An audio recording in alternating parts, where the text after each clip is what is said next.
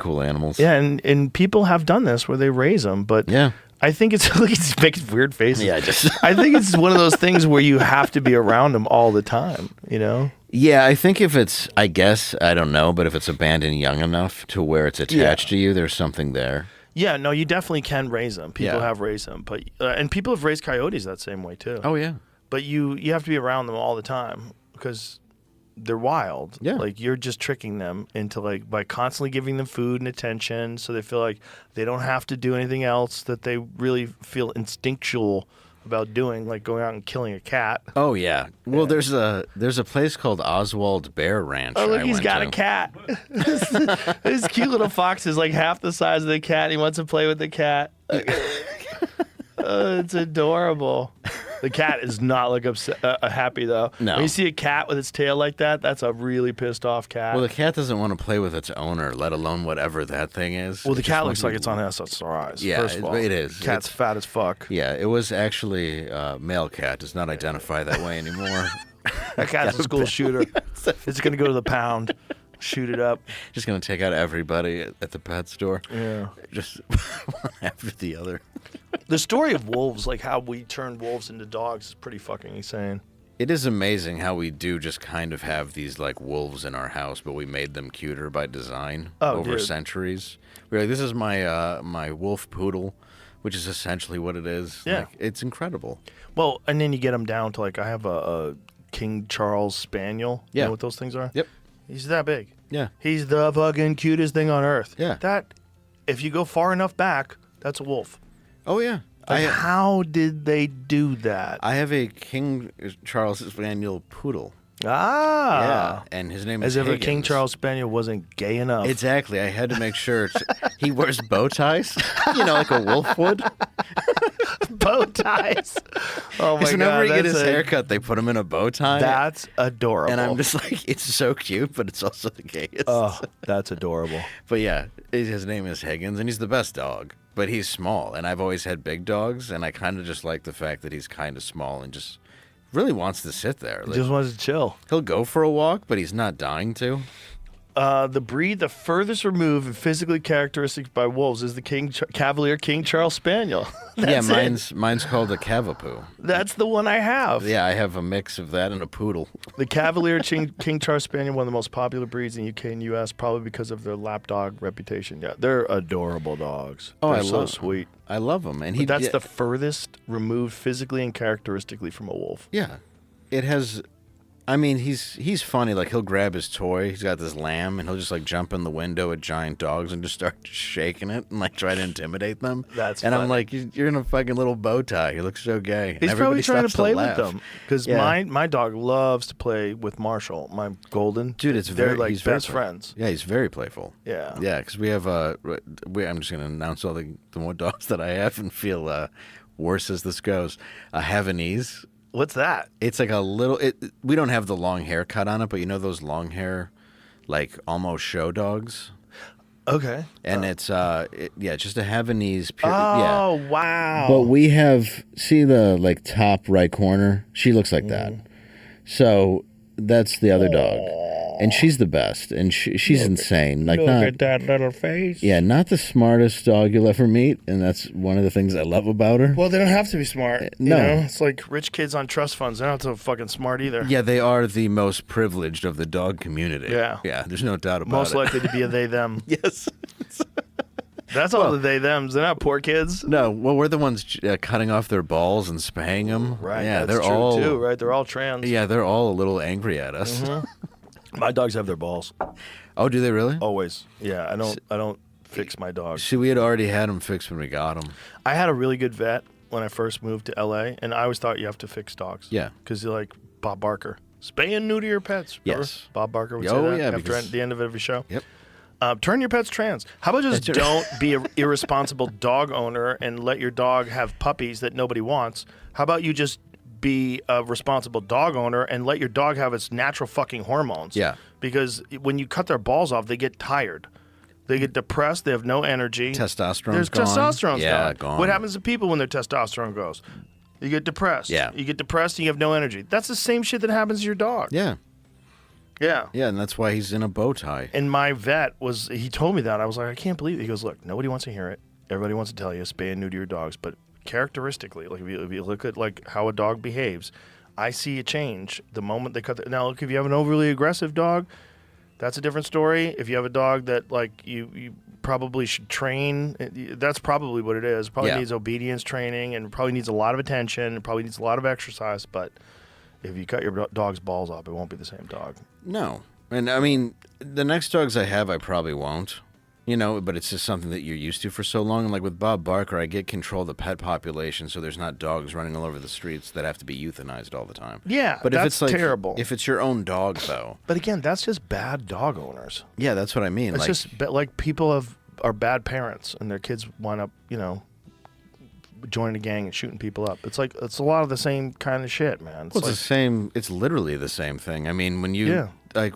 Years ago, they were doing articles, not to bring it back to my hometown, but like in Detroit, where you would see dog gangs roving together. They take over a house, and like I remember one house was like filled with pit bulls and stuff, but it was a black lab that was like the king shit at this house. Really? Yeah, it was crazy. But probably the smartest one. I think that it must have been that because like when like Rolling Stone, I think it was, showed up and they were like, "Holy shit, it's a black lab that's in charge of like all these pit bulls," and that was like their king.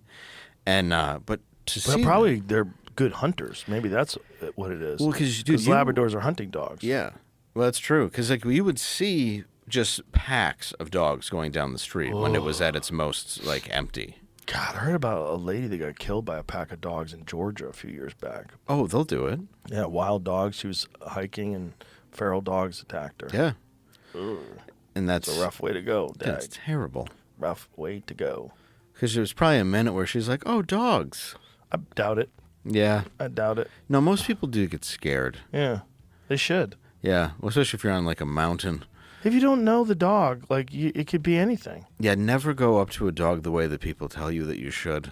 Put your hand out. Yep. I'm your friend. Look, I'm your buddy. It's like just stand there. Stand your ground. Yeah. Look at it. Keep an eye on it, and hopefully have a gun. Yeah. Hopefully have a gun. I just shot your doodle. I overreacted. But yeah, there's those ones you can't. That's a problem too. Yeah. Yeah. But yeah, when you just stand there and kind of let the dog smell you, that's what they do. They just want to get to know who you are, so let them and just kind of keep an eye. Don't act scared. What you shouldn't do is run and start screaming. Yeah. No, they like that. Yeah, it's fun. They think it's a play. Yeah. Or a time to play. They're gonna kill you and have fun. Yeah. Yay. Like we got a screamer, boys. Hey, as if there's not enough problems in the world. You got to worry about roving packs of wild dogs taking folks out. And bears fighting in your cul-de-sac. Yeah. You don't see that. They're trying to bring bears back to certain states now. They're trying to reintroduce grizzly bears, these fucking dorks. Why do they reintroduce animals that went extinct in an area for a reason? That's what I don't they didn't get. go extinct. They were made extinct. Yeah. Right? Like California has a grizzly bear on its flag. Right. But there's no grizzlies in California because they killed them all because they were killing all these people. Right. The last guy that got killed in California by a grizzly bear, they actually named a town after him. Really? Levesque, California. Yeah. Is named after a guy that was murdered by a grizzly? I believe his name was Stephen Levesque. Yeah, he was the last man in California to be killed by a grizzly bear before they killed them all. Are they trying to bring them back to California? Yeah, of course they are. Oh, that's smart. Look, they brought wolves back to Detroit. They brought wolves, Colorado. Yeah, they brought wolves to an area of Colorado that's right outside of Aspen, and people are losing their fucking minds because they brought these wolves that they had captured in Oregon because they were killing cattle, and then they reintroduced them to Colorado where they wait for it, kill cattle. They've been killing cattle like crazy. They brought them out to like these ranching areas.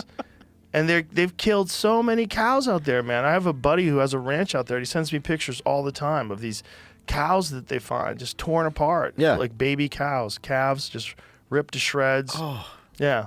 Well, they did the same, I want to say it was like near Dollywood. Didn't they do that too, where like wolves had finally gone away in that area in the mountains? Where's Dollywood? It's near, it's in Tennessee. There's wolves in Tennessee? I think they tried to reintroduce them. Maybe red wolves. Yeah, like I took a tour through the forest. Like I had to go. I didn't want to go. It wasn't my thing, believe it or not.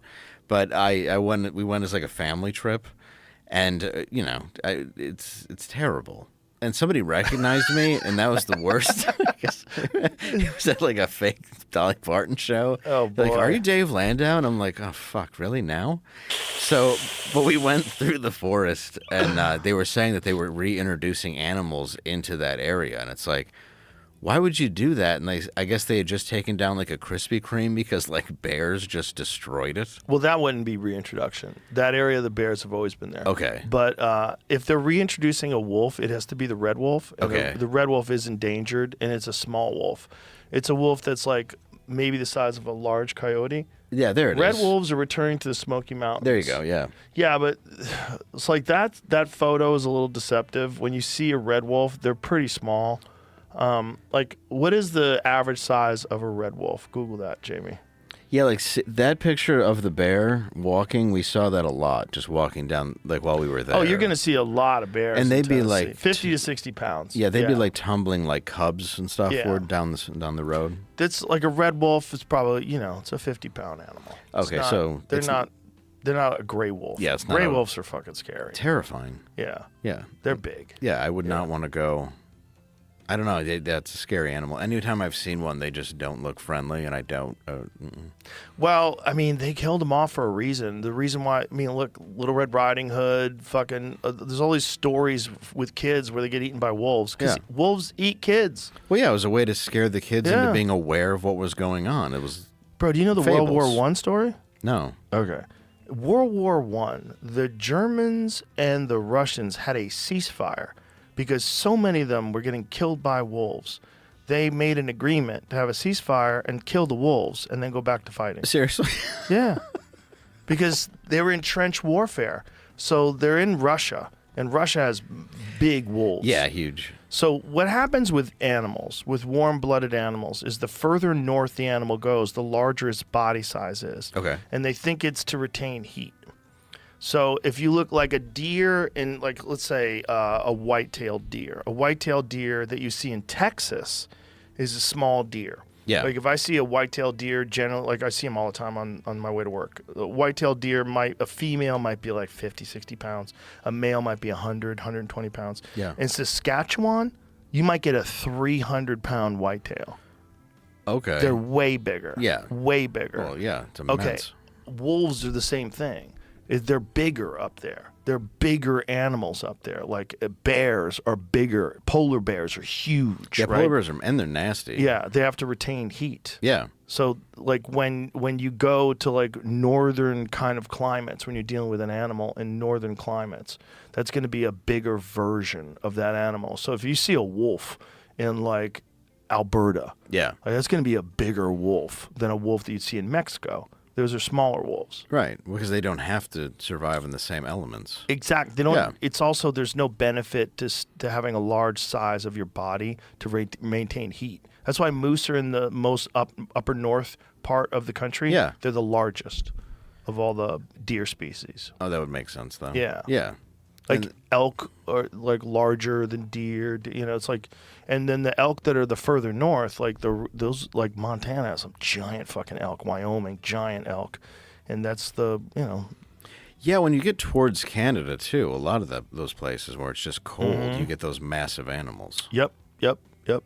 And what were we talking about that I brought that up? We were talking about wolves. Wolves, the red wolf being brought back to Kentucky. Yeah, so those are small because they're in like a warm climate. Yeah, that makes sense. Yeah. It's just odd to me to think, though, when you even hear the word wolf, like, we're just going to reintroduce it to this tourist area. It's like, it seems bad. Well, it's all these people that are liberals that are like sweet, kind people that like, this is Jared Polis, the governor of Colorado. He's a nice guy. He's a sweet guy. Yeah. He just posted some really kind tweet the other day. I'm like, oh, seems like a good guy. But hey, don't bring wolves back to ranching areas. Because like you could have these idealistic, utopia-based views of what you think a wolf would be like and back in the wild. But no, they take the easiest path possible.